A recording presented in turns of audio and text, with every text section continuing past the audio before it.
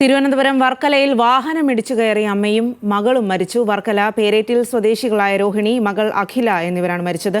വർക്കലയിൽ ഉത്സവം കണ്ടു മടങ്ങിയ ജനക്കൂട്ടത്തിനിടയിലേക്കാണ് വാഹനം ഇടിച്ചു കയറിയത്. കൂടുതൽ വിവരങ്ങളുമായി തിരുവനന്തപുരത്ത് നിന്നും മീരയാണ് ചേരുന്നത്. മീര, ഏറെ ദാരുണമായ ഒരു സംഭവമാണ്. അമ്മയുടെയും മകളുടെയും ജീവൻ നഷ്ടമായി എന്നുള്ളത്. എങ്ങനെയാണ് ഈ ഒരു അപകടം സംഭവിച്ചത്?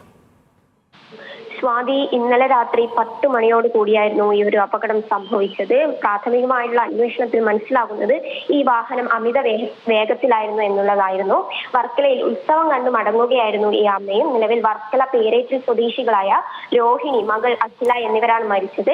വർക്കലയിൽ നിന്നും കവലൂർ ഭാഗത്തേക്ക് പോയ റിക്കവറി വാഹനമാണ് അമിത വേഗത്തിലെത്തി മറ്റു വാഹനങ്ങളിൽ ഇടിക്കുകയും തുടർന്ന് റോഡിലൂടെ നടന്നു വരുന്ന ജനക്കൂട്ടത്തിനിടയിലേക്ക് ഇടിച്ചു കയറിയത്.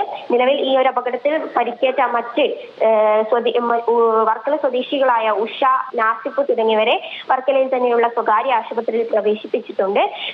ഈ അപകടം നടന്ന സമയത്ത് ഡ്രൈവർ ഇറങ്ങി ഓടി എന്നാണ് മനസ്സിലാക്കാൻ സാധിക്കുന്നത്. അദ്ദേഹത്തിനുള്ള അന്വേഷണവും ഇപ്പോൾ പുരോഗമിക്കുകയാണ്. സ്വാതി.